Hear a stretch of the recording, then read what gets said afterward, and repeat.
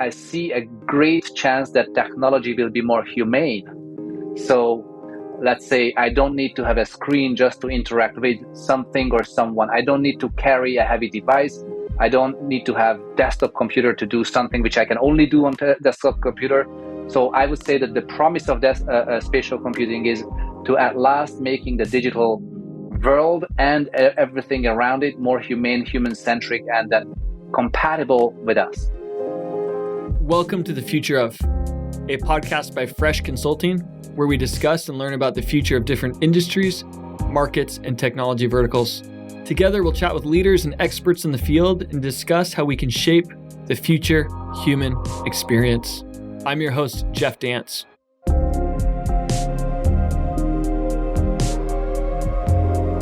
In this episode of The Future Of, we're joined by Rene Schulte and Botond Bognar to explore the future of spatial computing. Welcome. It's a pleasure to have you with me on this episode focused on this most fascinating topic. Thank you for having us. Yeah, thanks for having us. Exciting. Thanks, Rene. Thanks, Botond. Really excited to have two kind of future thinking, I would say, researchers, scientists, evangelists that have been really deep in this space. If we could start with some backgrounds, Rene, if we can start with you, and then Botond, can you guys tell us more? Can you tell the listeners more about yourself? Absolutely. So my name is Rene. I'm Director of Global Innovation at Varjo and Reply, where I'm leading R&D for emerging technologies like, of course, spatial computing, but also quantum computing, AI, with a focus on computer vision, and a couple of other things. We also have been one of the very few companies that have been working with the Microsoft HoloLens since 2015, before it was even public, and we developed some really innovative mixed reality solutions since then.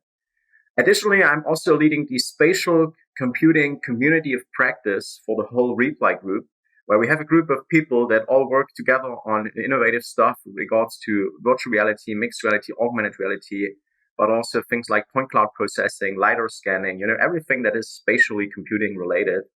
And so we do a lot of innovative stuff in that space. I'm also have my own video podcast, two of them actually now. The first one is Qbytes, which is bite-sized pieces of quantum computing. And so in short episodes, like 20 minutes or so, we break down these complex topics of quantum computing and want to make those approachable. And for this, for each episode, I invited different expert guests. And typically I ask 3 questions about a certain topic, and then we have a conversation about it. And at the same, we just did and launched for the Metaverse with the new show called Meta Minutes. And there we talk about the Metaverse. And in fact, some of the episodes are not just video recordings, but in fact, we record them inside of Metaverse platforms like Meta Workrooms or Outspace or a few others as well. And so once you're done with this podcast you're listening to The Future Of, you might want to check out my podcast as well about Meta Minutes, for example.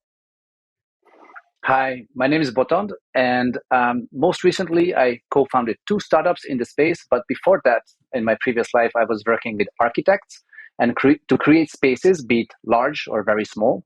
Hence I would say, affection with spaces itself. But when it went to digital, these 2 startups, REscan, which is about to digitize indoor and pedestrian spaces from a human perspective, and Pilantage, which is creating a user interface with using the eyes alone.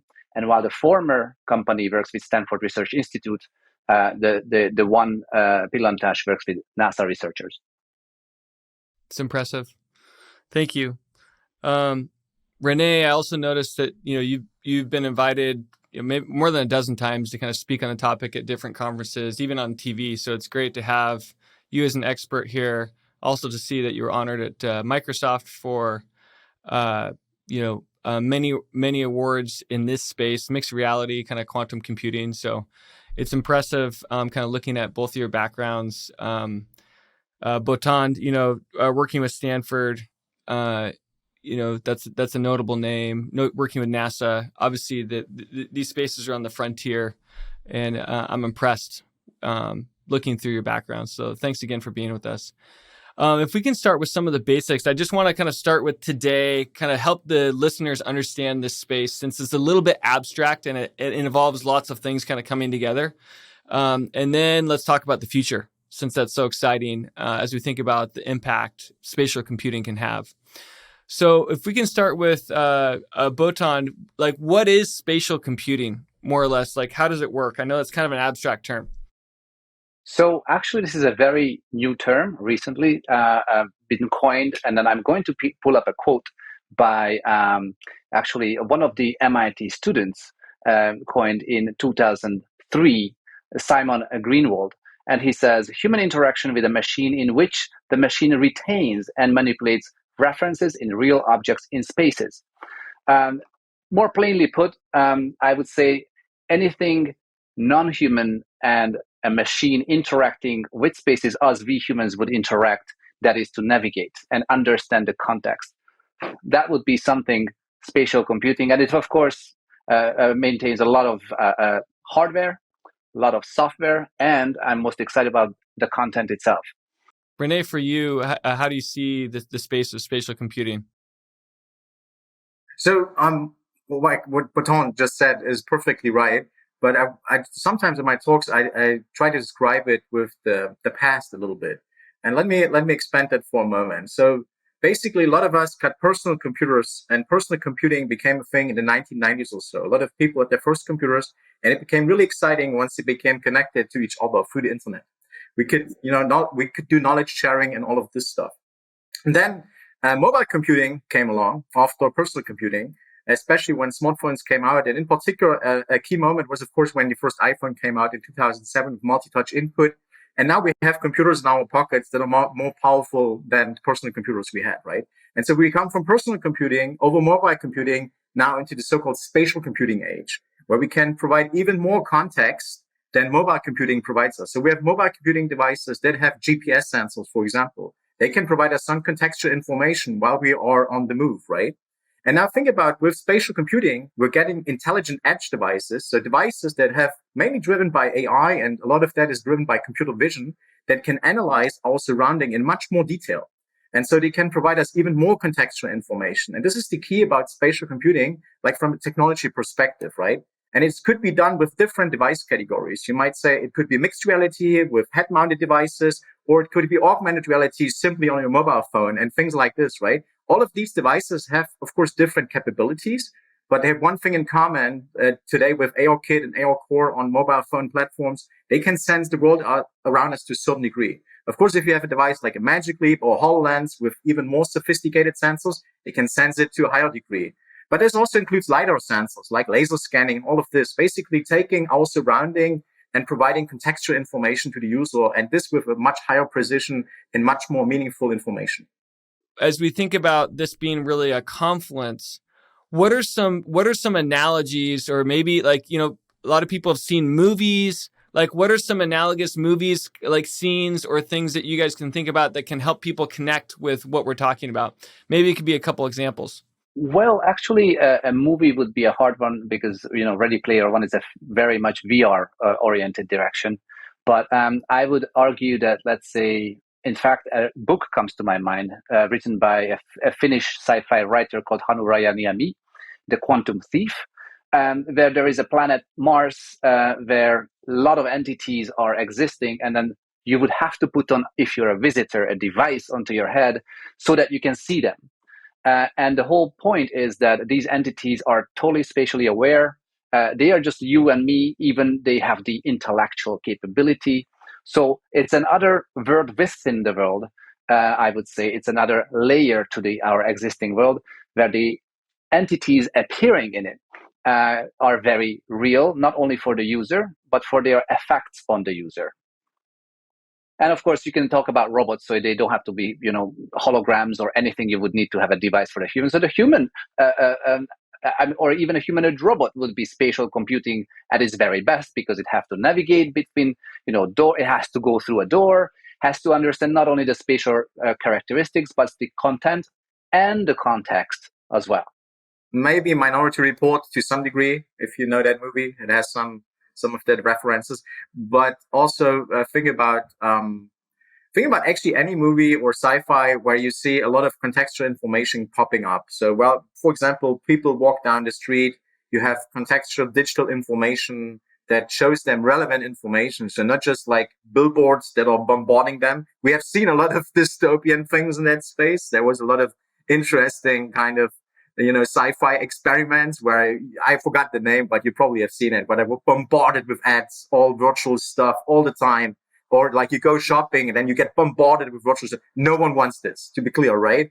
But think just about you have more contextual information, digital information that can provide you more meaningful things in the real world.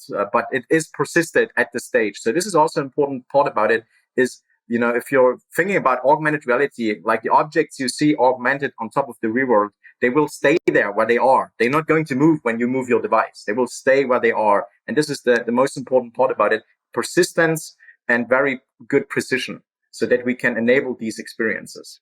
I think Botond, you're actually researching, the interaction with the eyes, right? And for kind of new experiences. But what are all the ways that we can interact with the future of spatial computing? There are two ways to look at it. Is the content physical, or the embodied, or the I would say the device or the computer is physical or digital?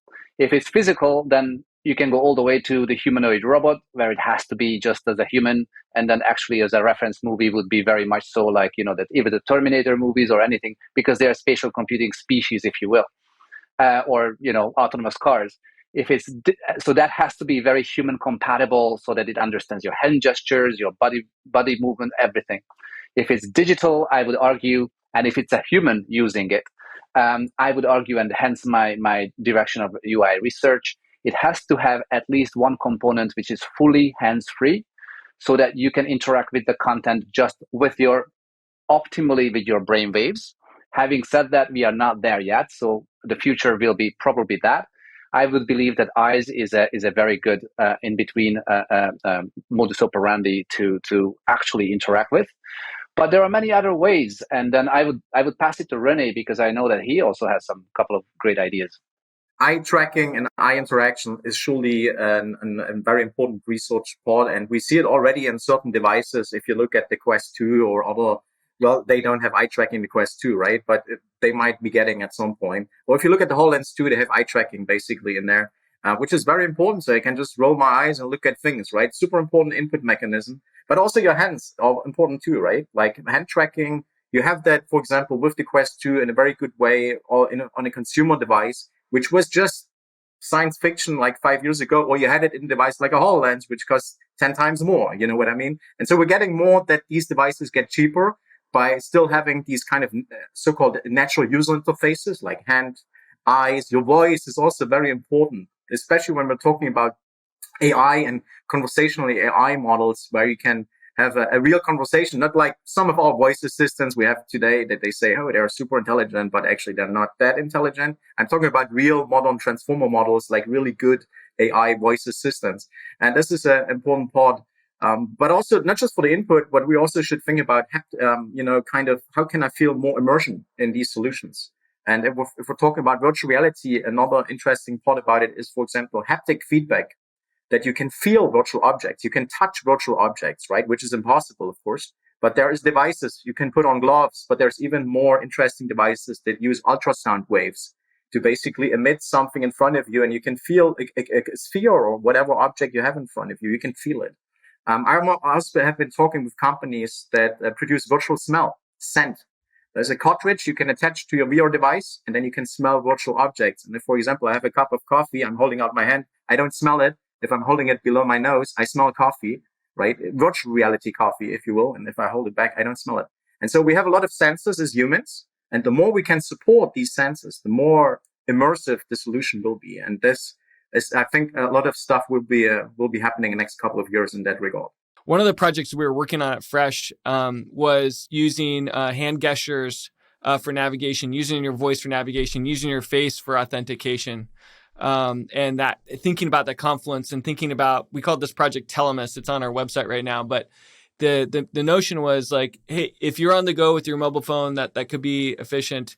If you are at work on a computer, that might be efficient, but there's all these in-between states where you might still have a interaction with information, maybe in the car, maybe on the elevator, maybe as you're out in nature, as you're planning with a team where it doesn't make more sense to be so heavy on your computer. And so having these, having these additional ways to kind of pull information, see information, becomes really exciting.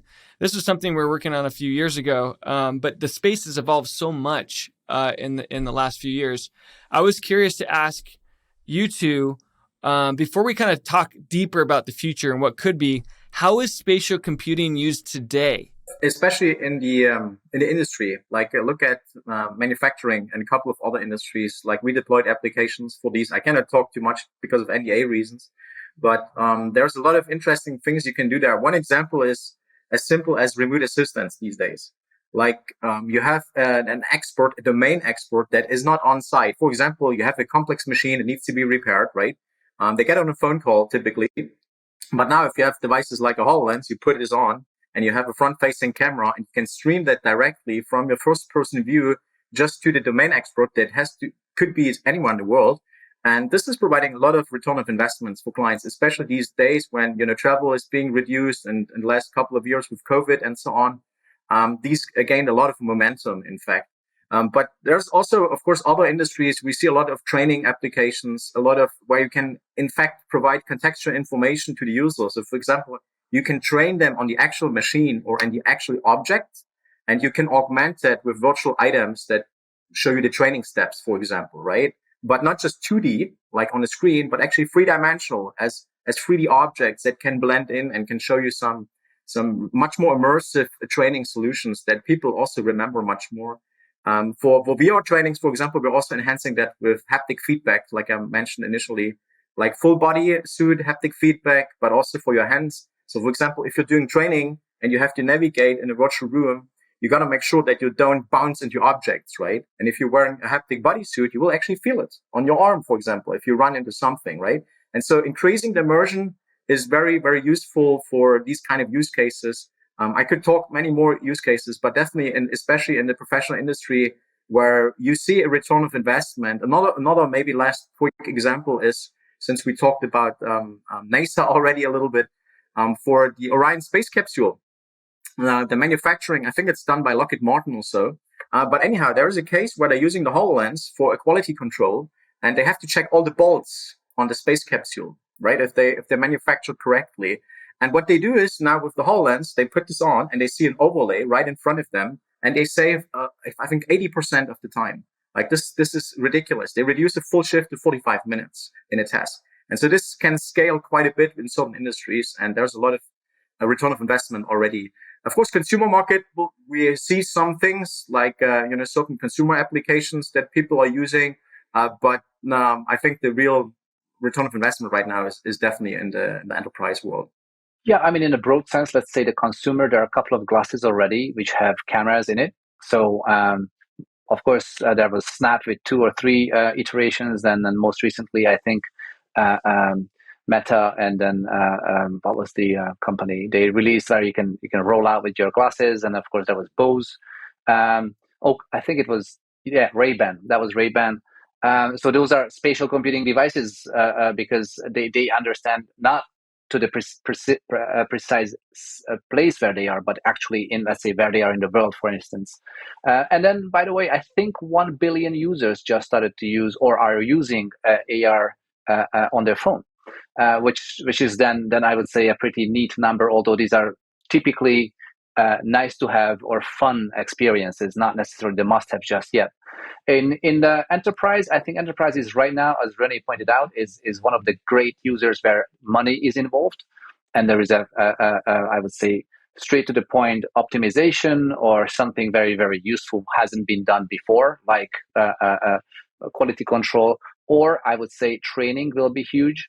So there will be some of those points where you can train an entire new fleet of workers without being in the space just now, and then when they show up on day one, they know where they are, what to do all of a sudden, or there is or they go to a big oil refinery or a rig or something.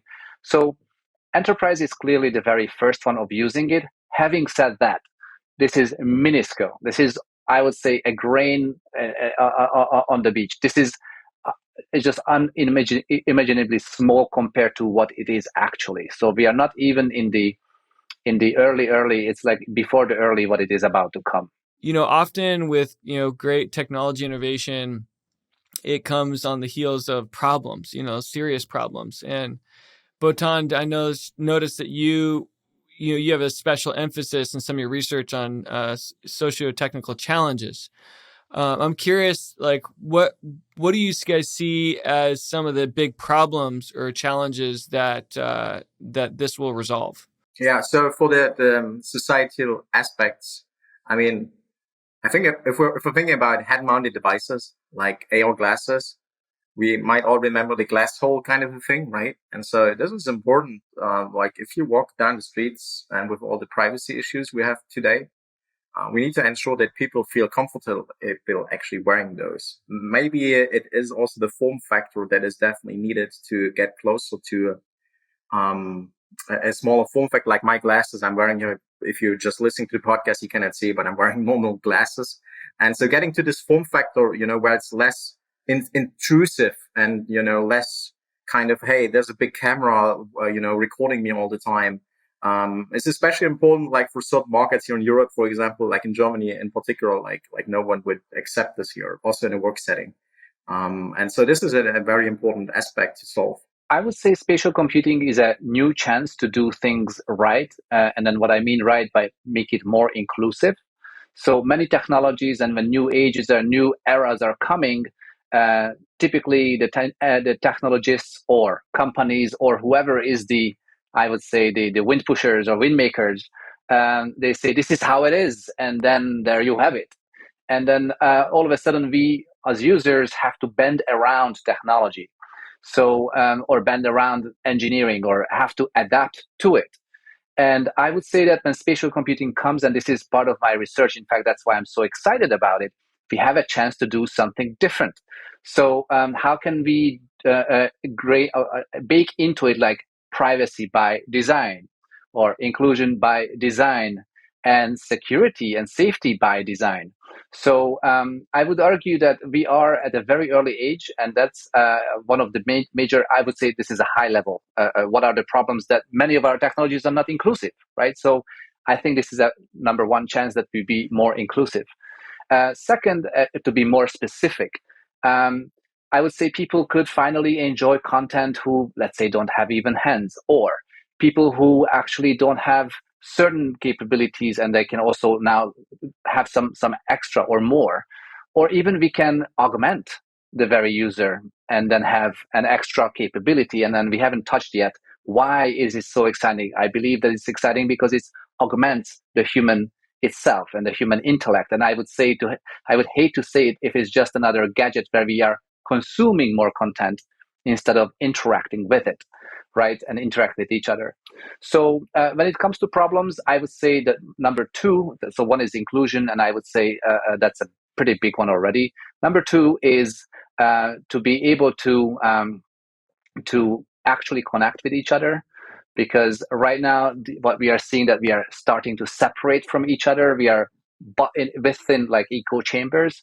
And I hope that spatial computing, because the content is spatial, would be a chance to connect together with other fellow citizens and people around the world. So I would say that these are two I wish it will connect. And of course, the overarching theme is human augmentation so that we can be more with technology. How do you see spatial computing kind of differ from the metaverse? Is it analogous? Is it, I think that the notion of like the 3D mapping of objects and sensors, obviously that could go hand in hand with the metaverse, but is spatial computing sort of a broader term than the metaverse? How do you see those two being related? I would circle back to giving to the name of spatial computing is a very technical term and a technical expression. And I like much more Tony Paris's definition when it is just going to be the continuation of the internet, but this time spatial in a way that this is really open, it's really connecting us. And then whatever happens in the space in a digital manner has its very real effects on us, hence has to be very well taken care of, hence it's immersive, hence it's joyful and augmenting the human. So in other words, we are connecting the digital reality with the physical reality, at once in real time so that we can enjoy space with digital content without having trouble such as a heavy device or what's not. So if that is metaverse, I'm all game. Whatever was, of course, there's a dystopian metaverse in the book. You don't want to have that, right? I'm really curious what the term will be, because I would bet that it's not going to be metaverse. It's something else. And there's a great discussion. I would greatly advise to follow the XR Guild in Silicon Valley. Of course, it's a very open one. So I would say that this is very early to say how it compares to. I would like to say that spatial computing is a technical description of how it functions and what it does, and then how it will be, I don't know yet. I don't think anyone does. In addition to the conversation we had with our guest on today's episode, we asked another expert to provide their insights on the future. Hello, my name is Remi Arnaud. I'm French, but have been living in California since the late 90s. I've been working in the field of real-time 3D for my entire career, starting with the work I did for my PhD in Paris and study parallel algorithm in the context of replacing dedicated hardware with more generic processing. I'm currently working as a principal software architect at Varjo. Varjo is a Finnish startup that has been building the world's most advanced virtual and mixed reality headset available today. I will go as far as saying that spatial computing is possibly one of the best tools we have to improve our relationship with Mother Earth and fellow inhabitants. I think the more this technology is deployed to other people, the best chances we have to change our behavior. I understand that some have already given up and want to flee and establish new colonies on other planets, but I think with the right tools, we can do a much better job at understanding the impact of our actions and make the right decisions. The first important step in fixing an issue is recognizing the issue exists. If it's not visible, maybe it doesn't exist. What best than spatial computing to provide up-to-date information about how things are impacting positively or negatively the environment? This will provide a way for everyone to observe the issues that otherwise are easily hidden from our eyes. Take, for example, global warming. Buildings and construction together account for over a third of carbon dioxide emissions. I would love to be able to see while I'm visiting a city or building to know which part of which buildings are the least energy efficient, for example. That would definitely impact my behavior and the places I would spend time and money at. Talking about global warming, another immediate impact of spatial computing is the capability to bring places to people, rather than having to bring people to places. This means a lot less travel and transportation, since it is possible to digitalize places and stream them over to wherever the user is. So that we use less energy than having to burn fuel to physically move people. And transportation is responsible for about a third of greenhouse gas emission and world oil consumption. So another example where spatial computing can have a huge impact to the world. Let's shift to the future a little bit. Why you guys are so excited about the space. What do you think some practical applications could be at home or at the office as we think about having more spatial computing? We understand the capabilities, but if we fast forward to the future, why is this so exciting? Rene, what are your thoughts? Maybe you could pick one, home or the office, and Botond can take the other one. Yeah, well, if I look at the professional workspace and the office, which is what I'm mainly focused on,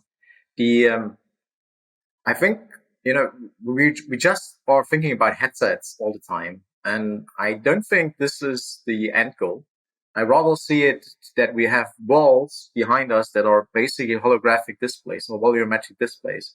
And I'm not going to name companies, but there are certain companies that are working on these kind of large displays. And just think about, you will have a meeting room in the future where the walls are volumetric three-dimensional displays where you don't need to put on any glasses, but you can talk with your colleagues that are worldwide somewhere, and you really feel like they were sitting there. This comes straight out of certain science fiction movies. But this is happening. We already have these smaller screen sizes, these 3D volumetric displays happening at 20-inch or so, and I think now even larger. But the goal is really to build wall-sized 3D volumetric displays, and then we will have really immersive meetings without having to put on any silly glasses. let's assume that everything works out, meaning there is a great device, is very comfortable to wear, or the interaction is nailed. The robots are really interacting with us as they should. And there is the infrastructure, meaning that they can communicate with data as no latency or low latency, and so on and so forth. So let's assume everything plays out and they have the same chance as us to understand spaces. I would say that in this case, the digital entities will be like us, very difficult to distinguish. I would believe that we will have avatars which are fully self-aware and interacting with spaces. I would believe that not only that, but we will be hopefully enabled to interact with content and especially information and data never before, meaning that we can interact with 1 million research answers and then and try to find what we really would like to pursue. Because today, because of the screen size, you literally get 5 top answers what the algorithm thinks you should be consuming. So when it comes to spatial computing, now we can put content into 3D space. So I would argue that whatever is digitally available today, I hope that in 20 years' time, it will be a part of our physical life in a way which is humane. And I would like to give you a very concrete example. If you think the most concentrated spaces of information, that is a library. And yet, in a library, because it went through the iteration and evolution of how to interact with content and data and information, you feel very calm. There's a system, there's an assistant, of course, and so on and so forth.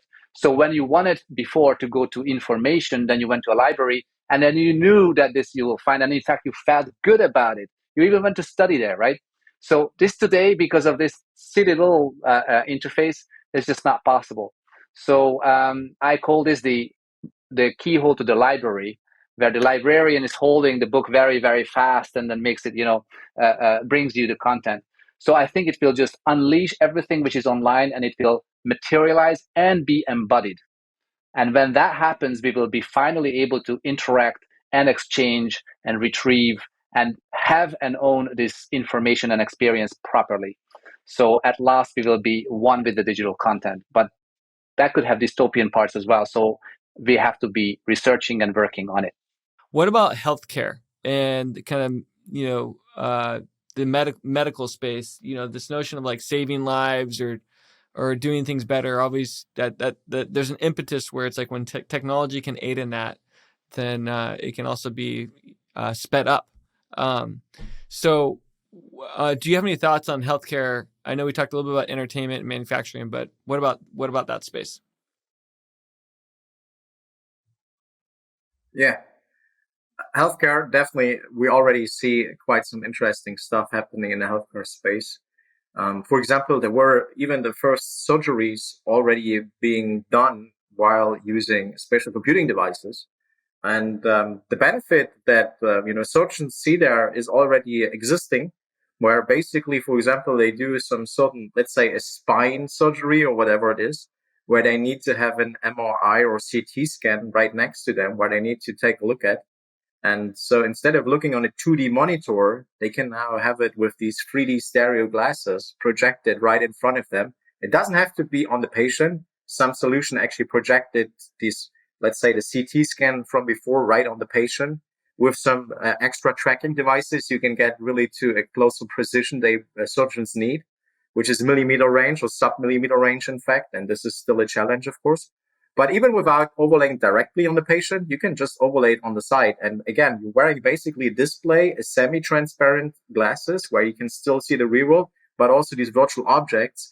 And you can have an infinite kind of a screen in front of you with all these information. Another aspect in healthcare is, of course, also telemedicine, right? That certain, as you probably know, right, certain rural areas have a problem that there's not enough health personnel that basically lives there. And so they have a shortage for this. And what we also see are solutions emerging for telemedicine, and not just on the phone or on a 2D video call, but much more immersively. Where do you see kind of spatial computing impacting education in the future? Good answer, or the honest answer, I don't know.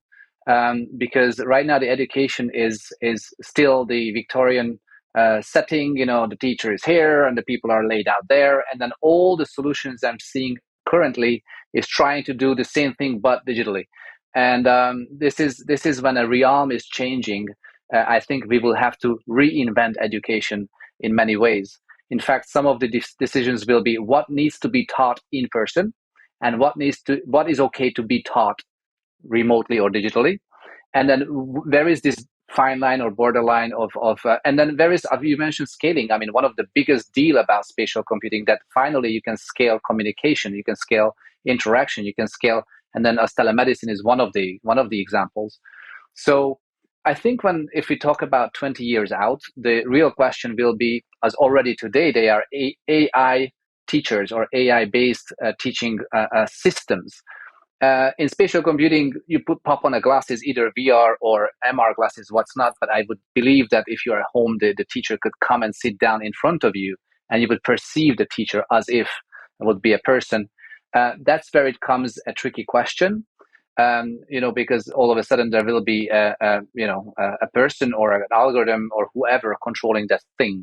So when it comes to education, I think education itself will need to be, it's going to be a hand-in-hand experiment. So I don't know where it is going.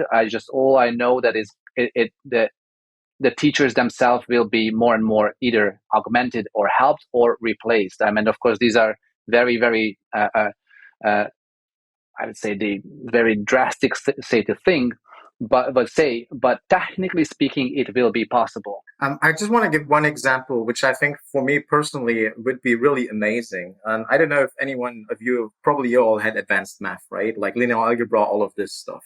And it was really dry and boring when I learned it. But it really made click for me when I first started to do 3D computer graphics, because I could use vector algebra. I could do some fancy 3D things, or 2D in the beginning, right?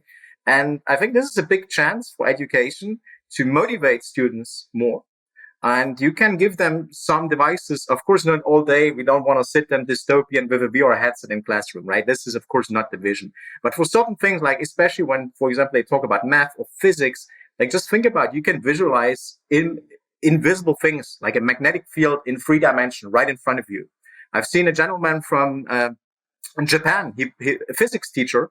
He built a HoloLens app where he was augmenting like let's say a rod of metal or iron or something. It was a magnet actually. He had a real magnet, and he was augmenting that so you could see the magnetic field around it. And you could also bring in other devices. It would dynamically change. So what I'm trying to say is we live in 3 dimensions and we teach in 2 dimensions mostly. But we have the opportunity with this kind of stuff to bring the 3rd dimension into education and to make it much more realistic and much more feasible and also more interesting for students. And we need students in especially in math and other categories. And STEM, as you all know, it's a big issue all over the world. And maybe it's part of the motivation, right? Let's get folks better motivated, and they will learn for themselves because they see the benefit of it. It seems like spatial computing is sort of the hybrid of being able to be disconnected and connected at the same time, right? I'm curious if you guys have more thoughts on that, about how the future of spatial computing helps us disconnect more from technology, or just become have more of our natural environment. Any other thoughts about that? Well, the way I see it, there is a trajectory and the trend between the human species and information at large. And then before we were willing to take the ride and the drive to the information centers, be it, back then the market, when you get the fresh news, or of course once a week to the church, and then the library and all that. Later you went to the newsstand to get the information, but then came the radio.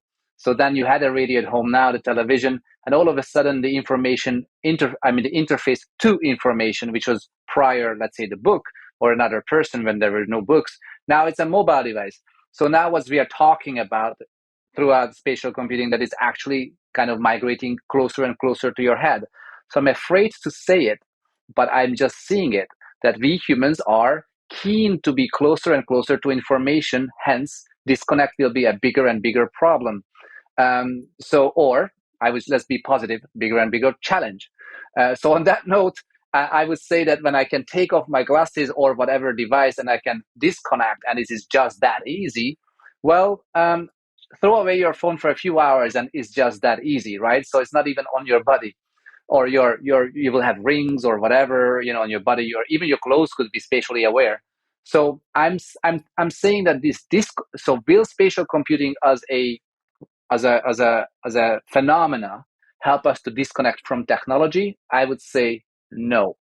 Will it help us to get rid of devices and then reduce the machine stuff? I would say probably, because just as the phone, the very mobile phone, now you don't have a flashlight and so on. You have so many things you don't have, right? Because your phone does it. Is it a good thing? I don't know, but right now there are companies drilling your skull and then wanting to have the thing in your head already. There's no. so the real question is, what do we humans want to do with this possibility to connect and interact with information? And what I'm seeing and observing, we're just so keen to connect to it and be with it. So maybe one day, we'll be just one, and then the Fermi paradox is real, and people just said, okay, let's just be in a box somewhere in space, and then I don't know. So short answer, I don't think spatial computing is helping us to disconnect from technology or the digital world at large. I see a great chance that technology will be more humane. So let's say I don't need to have a screen just to interact with something or someone. I don't need to carry a heavy device. I don't need to have like a desktop computer to do something which I can only do on a desktop computer. So I would say that the promise of this spatial computing is to at last making the digital world and everything around it more humane, human-centric, and then compatible with us. 20 years is a long time considering how fast and exponentially faster the technology is evolving. Things like quantum computing, prescience, or maybe sentient AI, brand computer interfaces, we're all going to have a huge impact on everything, including on spatial computing. So I won't adventure so far with my crystal ball and will stay within the next decade. So I'm not willing to wait 20 years to experience good spatial computing applications. As far as spatial computing being used at home or the office, the answer is quite easy. It will be used at both places, just like the mobile phone is commonly used in both places. Maybe introduced in one and brought to the office, or the other way around, but it will be very used everywhere. On the technology side, I would like to talk about the difference between see-through and pass-through technology. See-through technology is using lenses that allows direct observation of the real world through the lenses, while inserting additional virtual objects in the user field of view. Video pass-through, on the other hand, digitalize in real time the world around you before merging it with virtual object and presenting the user with a pure synthetic image. Going back to the example where virtual objects are added to the real world for testing purposes, we can observe that this scenario can be implemented whether using see-through or pass-through. However, I want to point out the vast superiority that pass-through has. With see-through, it is possible to add on top of reality, but not alter reality. For example, in order to study the impact of adding a new object in a room, it is important to visualize the impact on the overall lighting. The added object will add its shadow to the real world. It will add its reflection to the wall mirrors and shiny surfaces. It potentially add lighting into the real world. So as you can see, it's not possible to correctly add virtual objects into the real world without disturbing the entire scene. Another example is the capability, especially when used in conjunction with AI, the capability for video pass-through to filter out reality. There are already applications today that exist where all the furniture can be removed from a room without physically moving anything. This allows the user to test out new furnishing without having the incumbency of having already furniture in the room. And see-through technology can't do that. So in short, pass-through provides the user with superpower. So I would predict that pass-through will be the dominant technology in spatial computing in the future. This said, it will take some time to figure out how to build wearable pass-through devices. So I expect to see more see-through devices in the near future, but in the longer term, I would think they'll be replaced by pass-through devices. Other than pure technology consideration, the main improvement I would expect during the next decade is the inclusion of people interaction into spatial computing. Collaboration and sharing experiences are essential for any kind of technology to reach full usefulness. This will enable bringing several people to the same physical location at the same time, so real-time interaction with the real world and real people. This can be referred generally as virtual teleportation, where several people can be teleported into a real location. For example, this can be used to bring an expert to observe and help with an issue happening in the real world, or just to bring many people together to experience an event, such as a concert. I would think that virtual teleportation has the potential to be the killer app of pass-through mixed reality and spatial computing. What about some of the dilemmas, the ethical dilemmas? You guys mentioned security, sort of privacy. What are some of those things, and kind of designing everything with intent now while it's in sort of the formation stage? What are some of those dilemmas that we need to be mindful of and, put a lot of energy into? Yeah, so privacy first. Needs to be one of the first things when designing solutions. Like, we need to think about it, especially when we're thinking about spatial computing, and basically it's driven by computer vision, which means analyzing camera frames. And so you want to make sure that when you do this, like when you use your phone or whatever device you have to scan an environment around you, that this data is, first of all, securely stored, if at all the storing of that data is needed, and that no one can do malicious things with this. And if I look at certain large tech players, where the main business model is advertisements and, where the revenue comes from, I don't know if I would trust them. And so trust will become a really, really important thing, even more than it is today, where it's already very important. But one example to give is Microsoft Azure Spatial Anchors technology is one implementation where you can put virtual anchors in the real world. And I know the team pretty well, the research team. They're based out of Zurich. And they put a huge emphasis, and if you look at some of the papers from computer vision conferences, on privacy. So what they do is, when you scan the environment around you, they process the camera frames locally on the device, and they don't send the camera frames into the cloud and store it there. They only extract the relevant features, so-called feature points. And they're not even just storing the feature points as they are, they're storing them in a kind of an obfuscated way, so that it's pretty much impossible to reverse engineer from the data that is stored in order to later on localize to get to the real world situation. And so these things need to be key, because otherwise this will just fail. Because we need to make sure this is a secure and a space where privacy is also maintained. And I'm not even getting into the whole aspect of avatars, right? This is of course a different part. I'm just talking about the real spatial computing aspect of this. But yeah, this is huge. This is a very important topic that we also probably need certain policies and constraints that will ensure that, folks don't get havoc with this. Do you know of any groups that are working on those policies right now? Yes. So, for example, you have the Metaverse Foundation Europe is one that was just founded. They are looking into how to make, sure that these metaverse solutions will have will maintain certain values that are common to Europe, for example, like privacy, security, and whatnot. And of course, there's other standard forums that are evolving, like the Metaverse Standards Forum, mainly driven by the Kronos Group and a couple of others. Yes, so there's fortunately a lot of folks are thinking about it. Actually, just to add two more, I would say associations or formations is the OpenXR and the XR Guild. That I'm just saying that there are more and more and more groups popping up saying hey, values first. What are the philosophies and what are the things we want to achieve with this? And then let's try to make norms, rules, and so on and so forth, and policies, so that we can have to get it right, or at least give a chance to it, right? Because nobody really knows how it is going to evolve and how the consumer wants to use it at last. But maybe there is one very specific, which is, I would be more worried about, because today there is an understanding: when do you give a mobile phone to your child?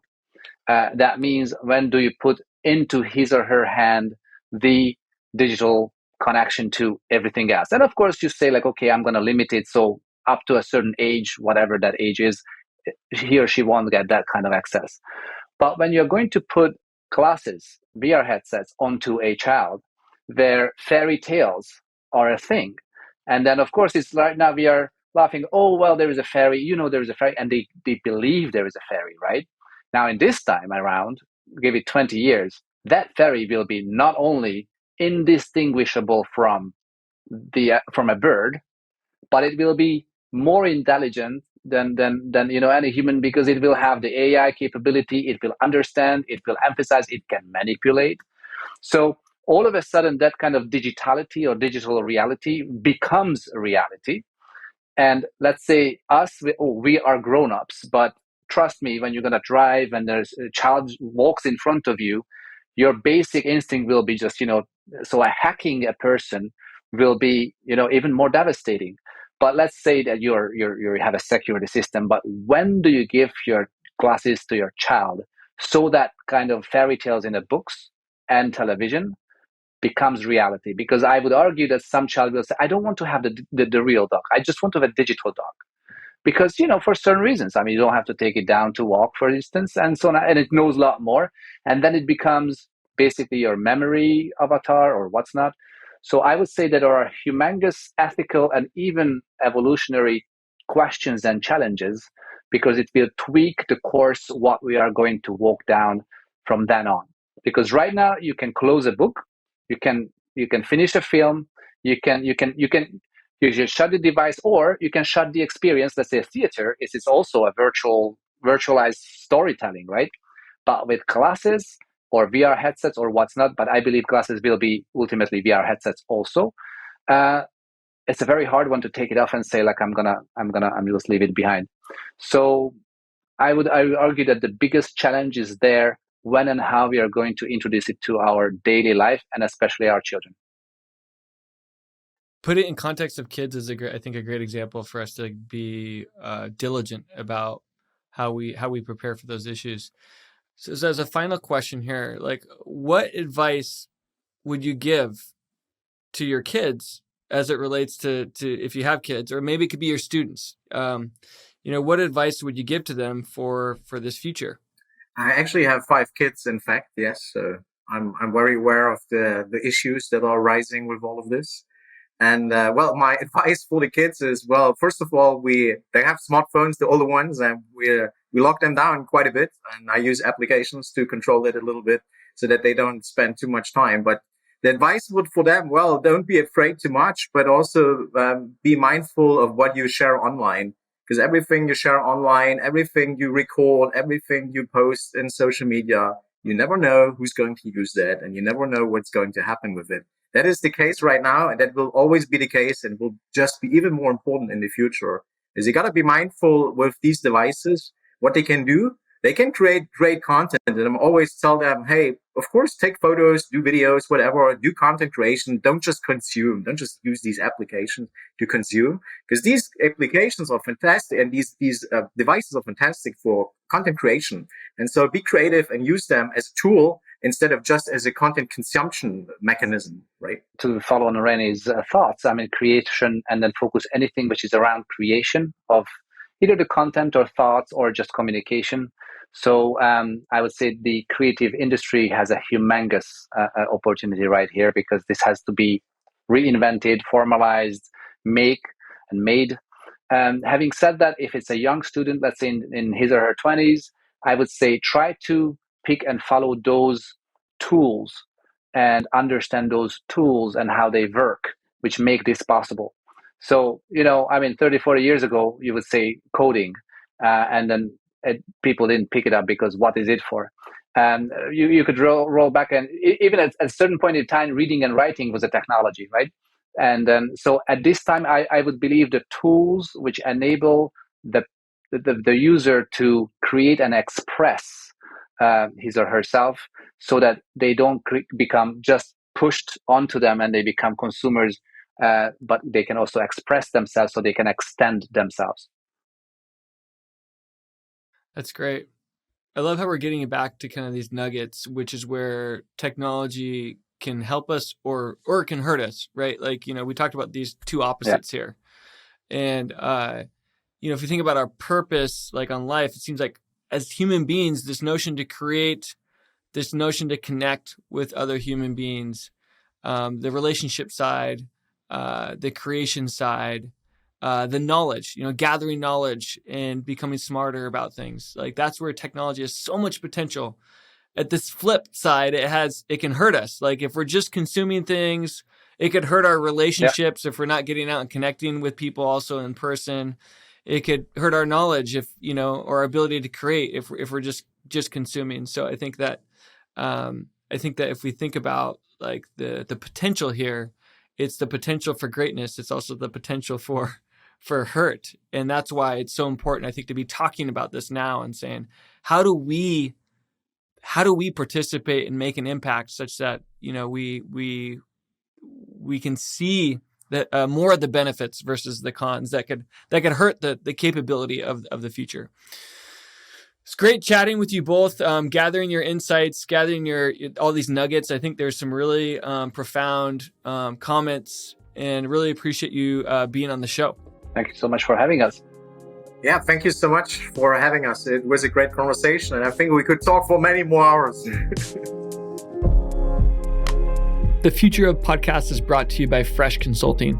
To find out more about how we pair design and technology together to shape the future, visit us at freshconsulting.com. Make sure to search for The Future of in Apple Podcasts, Spotify, Google Podcasts, or anywhere else podcasts are found. Make sure to click subscribe so you don't miss any of our future episodes. And on behalf of our team here at Fresh, thank you for listening.